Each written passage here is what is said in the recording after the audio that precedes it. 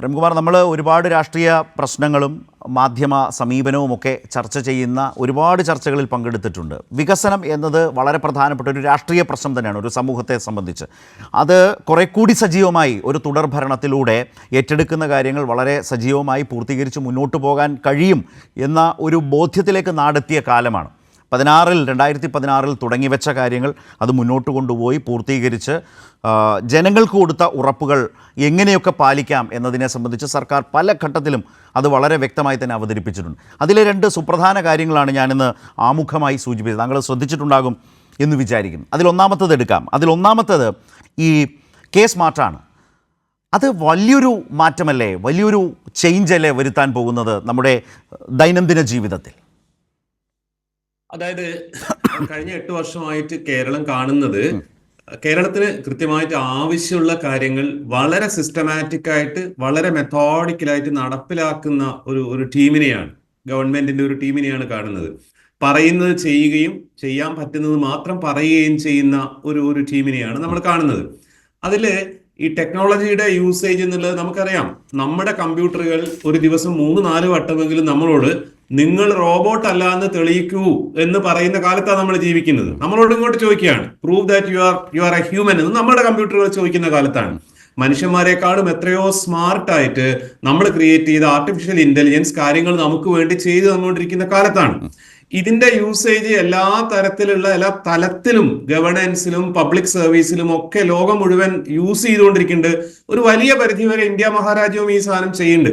ഇപ്പൊ സ്മാർട്ട് വഴി വിവാഹ സർട്ടിഫിക്കറ്റ് കിട്ടുന്നത് പോലെ തന്നെ നമുക്ക് ആധാർ ഓതന്റിക്കേഷനും എന്താ പറയാ, മിനിസ്ട്രി ഓഫ് കമ്പനി അഫയേഴ്സിൽ നമ്മളെ ഡിൻ രജിസ്ട്രേഷൻ പോലുള്ള സാധനങ്ങൾ ഈ വീഡിയോ ഉപയോഗിച്ച് ഞാൻ കുറെ കാലമായിട്ട് ചെയ്യുന്നുണ്ട്.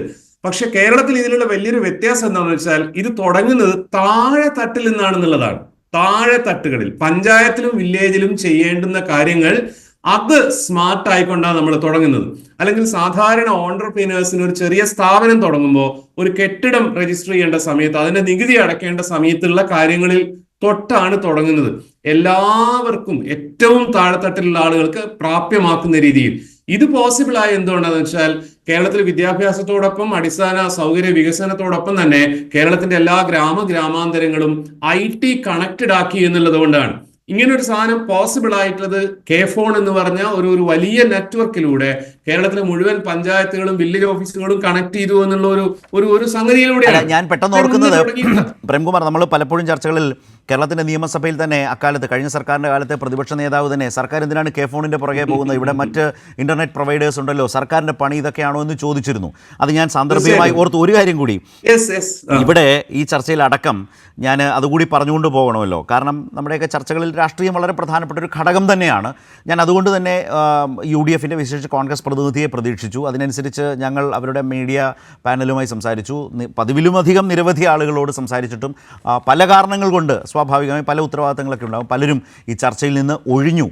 ചർച്ചയുടെ ഒരു വിഷയം ഒരു പ്രധാനം തന്നെയാണ്. കാരണം ഇക്കാര്യങ്ങളിലൊന്നും പ്രതിപക്ഷത്തിനൊരു ബദൽ അവതരിപ്പിക്കാൻ കഴിഞ്ഞിട്ടില്ല. പക്ഷേ പല വിവാദങ്ങളുണ്ടാകുമ്പോൾ വിവാദങ്ങളുടെ പുറകെ സഞ്ചരിക്കുന്ന ഒരു മാധ്യമ പ്രതിപക്ഷ ഒരു സൊസൈറ്റി എന്നതിനപ്പുറത്തേക്ക് ഈ വിഷയങ്ങളിൽ സർക്കാരിനോട് കണ്ടസ്റ്റ് ചെയ്യാനോ ബദൽ അവതരിപ്പിക്കാനോ ഇതിലെ പിശകുകളുണ്ടെങ്കിൽ ചൂണ്ടിക്കാട്ടാനോ അതിൽ സർക്കാരിനെ കൊണ്ട് തിരുത്തിക്കാനോ കഴിയുന്നൊരു പ്രതിപക്ഷത്തെ നിർഭാഗ്യവശാൽ നമുക്ക് കാണാൻ ഇക്കാര്യങ്ങളിൽ കഴിഞ്ഞിട്ടില്ല. അതൊക്കെ കൊണ്ടുകൂടിയാകാം ഈ വിഷയങ്ങളിലെ ചർച്ചകളിൽ ഒരു താല്പര്യം പൊതുവെ കണ്ടതുമില്ല ആ ഭാഗത്ത് നിന്ന്. അല്ല, ബദൽ അവതരിപ്പിക്കുന്നത് പോട്ടെ, സർക്കാർ ഇത്തരത്തിലുള്ള കാര്യങ്ങൾ നടപ്പിലാക്കുന്നതിന്റെ അകത്ത് ലിമിറ്റേഷൻസ് ഉണ്ടെന്നും പ്രശ്നങ്ങളുണ്ടെന്നും സർക്കാരിനറിയാം, നമുക്കറിയാം. ഞാൻ പലപ്പോഴും പറഞ്ഞിട്ടുണ്ട്. അതുപോലും കണ്ടുപിടിച്ച് പറയാനുള്ള ത്രാണിയോ ശേഷിയോ താല്പര്യമോ ഇവർക്കില്ല. നിങ്ങൾ പറഞ്ഞ അന്നത്തെ പരാമർശം ഞാൻ പറയാൻ വരികയായിരുന്നു, വളരെ മനോഹരമായിരുന്നു. രമേശ് ചെന്നിത്തല വളരെ നിഷ്കളങ്കം എന്ന പോലെ ചോദിക്കുകയാണ്, എന്തിനാണ് ഇനിയും നമ്മൾ ലോണൊക്കെ എടുത്തിട്ട് ഇങ്ങനെ കേബിളൊക്കെ ഇടുന്നത്, നമുക്കൊക്കെ ഇന്റർനെറ്റ് കിട്ടുന്നുണ്ടല്ലോ. ഇത് പണ്ട് ഫ്രഞ്ച് വിപ്ലവത്തിന്റെ കാര്യത്തിൽ ഒരാൾ പറഞ്ഞതുപോലെയാണ്, ബ്രെഡ് ഇല്ലെങ്കിൽ എന്താ കേക്ക് വാങ്ങിച്ചു നിന്നൂടെ എന്ന് ചോദിച്ചിട്ടുണ്ടായിരുന്നു. കേക്ക് കിട്ടുമല്ലോ എന്ന്. അതുപോലെ രമേശ് ചെന്നിത്തലയ്ക്ക് ഇന്റർനെറ്റ് കിട്ടുന്നുണ്ടെന്നേ, അദ്ദേഹത്തിന്റെ കുടുംബത്തിനും കിട്ടുന്നുണ്ട്, നിയമസഭയിലുള്ള എല്ലാ ആൾക്കാർക്കും കിട്ടുന്നുണ്ട്. പിന്നെ എന്തിനാണ് ഈ കണ്ട ആദിവാസി കുടിലുകളിലേക്കും വയനാട്ടിലേക്കും വെലങ്ങാട്ടേക്കും ഒക്കെ ഇങ്ങനെ കേബിൾ വലിക്കുന്നതെന്നാണ് ചോദ്യം. അതിന്റെ ഉത്തരമാണ് ഇന്നത്തതിലൂടെ വരുന്നത്. സർവ്വതല സ്പർശിയായ വികസനം എന്ന് പറയുന്ന പോലെ കേരളത്തിന്റെ ഇത് സത്യത്തിൽ ഗാന്ധിജിയുടെ സ്വപ്നമാണ്. ഗ്രാമങ്ങളിലാണ് സ്വാതന്ത്ര്യം, എന്താ പറയുക, ഇന്ത്യയുടെ ആത്മാവ് എന്നൊക്കെ പറഞ്ഞു. സകല ഗ്രാമങ്ങളെയും ഏറ്റവും താഴെ തട്ടിലുള്ള സർവീസസിനെയും ആളുകളെയും പോലും ഈ ഇൻഫർമേഷൻ ഹൈവേയുടെ ഭാഗമായിട്ട് കണക്ട് ചെയ്യുന്നു. അങ്ങനെ കണക്ട് ചെയ്യാൻ പറ്റുന്നു എന്നുള്ളത് ഇത് ഒരു ഗ്ലോബൽ പെർസ്പെക്റ്റീവിൽ ആലോചിക്കുമ്പോൾ അത്ര വലിയൊരു സംഭവമൊന്നുമല്ല. പക്ഷെ ഒരു ഇന്ത്യൻ കോണ്ടെക്സ്റ്റിൽ ആലോചിക്കുന്ന സമയത്ത് കേരളമാണ് ഇത് ആദ്യം നടപ്പിലാക്കിയെന്നുള്ളത് നമുക്ക് വലിയ വലിയ പ്രതീക്ഷ നൽകുന്നതാണ്. കഴിഞ്ഞ 2021 ഇലക്ഷനിൽ ഞങ്ങൾ അധികാരത്തിൽ വന്നാൽ ആചാര സംരക്ഷണ നിയമം കൊണ്ടുവരുന്ന പറഞ്ഞ ആൾക്കാരാണ് കോൺഗ്രസ്സുകാർ. ആചാരം സംരക്ഷിക്കാനുള്ള നിയമം കൊണ്ടുവരുന്നതാണ്. ഞങ്ങൾ വന്നാൽ കെ ഫോൺ പൂട്ടും എന്ന് പറഞ്ഞ ആളുകളാണ്. എന്താ എനിക്ക് അറിയില്ല. സത്യം പറഞ്ഞാല് ഒരു പരിധി വരെയൊക്കെ ഇതിന്റെ ക്രെഡിറ്റ് എടുക്കാനുള്ള, ഈ പ്രൊജക്ടിന്റെ അല്ല മൊത്തം കേരളത്തിന്റെ വികസനത്തിന്റെ ക്രെഡിറ്റ് എടുക്കാനുള്ള ഒരു റൈറ്റ് UDF-നുണ്ട്, കോൺഗ്രസിനുണ്ട്. അവർ കുറെ കാര്യങ്ങൾ ചെയ്തിട്ടുണ്ടെന്നേ. അതുപോലും പറയാൻ പറ്റാതെ എന്ത് കാര്യം നമ്മൾ ചെയ്യണം എന്ന് പറഞ്ഞാലും പറ്റില്ല, തടയും എന്നിങ്ങനെ വിളിച്ചു പറയുകയും എന്നാ പിന്നെ ഏതെങ്കിലും തരത്തിലുള്ള പ്രതിരോധം തീർക്കാൻ പറ്റുമോ? അത് തീർക്കാൻ പറ്റൂല. പിന്നെ ഈ ഒരു ചർച്ചയിൽ കോൺഗ്രസിന് പ്രതിനിധി ഇല്ലാത്തതിൽ എനിക്ക് പ്രത്യേകിച്ച് സങ്കടം തോന്നുന്നില്ല കേട്ടോ. ഇനി അഥവാ ഉണ്ടെങ്കിലും അവർ വേറെ എന്തെങ്കിലും ഒക്കെ ഇങ്ങനെ വിളിച്ചു പറയുകയാണ് ചെയ്യുക. എന്തെങ്കിലും ഈ വിഷയവുമായിട്ടോ ഇതിന്റെ പ്രശ്നങ്ങളെ പറ്റിയിട്ടോ ഒന്നും അറിയില്ല. ഇനി നാളെ ചർച്ച വരും കേട്ടോ. എവിടെയെങ്കിലും ഏതെങ്കിലും ഒരു വിവാഹ സർട്ടിഫിക്കറ്റിന്റെ അകത്ത് ഒരാൾ കൊടുക്കുന്നതിന്റെ അകത്ത് പേര് തെറ്റിപ്പോവുകയോ അച്ഛന്റെ പേര് തെറ്റിപ്പോവുകയോ ചെയ്താൽ, എൻട്രി ചെയ്യുന്നതിന്റെ അകത്ത് അച്ഛന്റെ പേര് തെറ്റിപ്പോയാൽ വരുന്ന സർട്ടിഫിക്കറ്റിന്റെ അകത്ത് മിസ്റ്റേക്ക് ഉണ്ടാവും.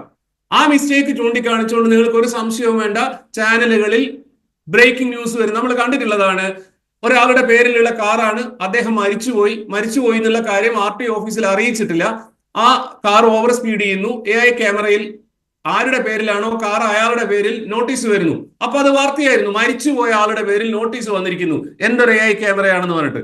ശരത്ത് ദേവി ഇത് വെയിറ്റ് ചെയ്യൂ. 2-3 ദിവസത്തിനിടയ്ക്ക് ഏതെങ്കിലും സർട്ടിഫിക്കറ്റിൽ എവിടെയെങ്കിലും വരുന്ന എന്തെങ്കിലും ഒരു അക്ഷരത്തേറ്റ് കണ്ടുപിടിച്ചിട്ട് രമേശ് ചെന്നിത്തലയും VD സതീശനും യാതൊരു സംശയവും വേണ്ട പത്രസമ്മേളനം നടത്തും.